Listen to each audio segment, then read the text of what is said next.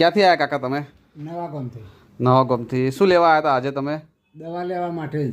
બરાબર. એટલે પહેલાં શું થયું હતું તમને? મને ભાઈ ધાધર થઈ હતી લગભગ 50 વર્ષ ના વખતથી થયેલી હતી. હે બરાબર. પછી આ દવા મને તો ઘેર આપવા આવ્યા ને મેં દવા લીધી. પછી એનાય મને ફાયદો થયો, મટી જ ગઈ એ ધાધર. હે બરાબર. પેલું કઈ આ તમારા ધોરી ડબ્બી વાળી બતાવો આપો જો આ કાકા પહેલા લઈ ગયા હતા દવા આ ફરી વાર લેવા આવ્યા હે. આ દવાથી મને હા, પાવડર આપ્યો હતો દાદરનો અને બીજી એક આપો અમને ગોળી આપ્યો. આ મારી ખરજવાની ગોળી છે. આ ખરજું થયું હોય ને એના માટે, ધાધર ખરજ્યું કે ખણ આવતી હોય એના માટે છે. પછી એક વર્ષથી કેટલા ટાઈમમાં મટી ગયું દાદા તમને? લગભગ એ તો અઠવાડિયામાં મટી ગઈ. એવું 50 વર્ષ જૂનું હતું તો એ. હા, તો મટી ગયું. એટલે જેમ કાગર ઉખડે ને હા એમ પછી વળે હુકાઈ ગયું ને ઉપર ચોંબડી હવે ઉખડી ગઈ. બરાબર.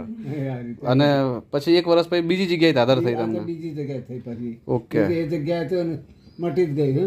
ગામ કયું? નવા ગામ ને? નવા ગામ, મીણા હાથ જોડે નવા ગામ. બરાબર. જો આ દાદા જૂની ધાધર હતી તે ધાધરને ખરવજો જો કે મટી ગયું છે.